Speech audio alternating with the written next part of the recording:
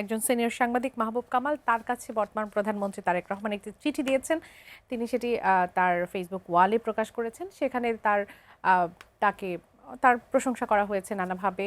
আহ, তার কন্টেন্টগুলো দেখা হয়, তিনি যেভাবে কথা বলেন, তবে কিছু কিছু জায়গায় দ্বিমতও আছে।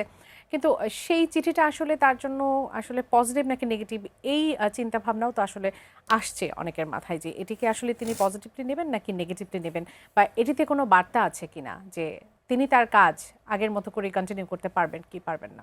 আমি জানি যে অনেক সাংবাদিককে উনি ফোনে কথা বলছেন, তো এটা তো আমি মনে করি ভালো, কারণ এই এক্সচেঞ্জগুলো, কারণ সরকার প্রধান বা রাষ্ট্রপ্রধানরা সাধারণত একটু বিচ্ছিন্ন থাকেন। হ্যাঁ, হ্যাঁ, হ্যাঁ। তো উনি অনেক বেশি মানে একদম জনবান্ধব, সাংবাদিক বান্ধব, হুম, হুম, হুম। মিডিয়া বান্ধব। আহ, সেটা তো খুব ভালো জিনিস।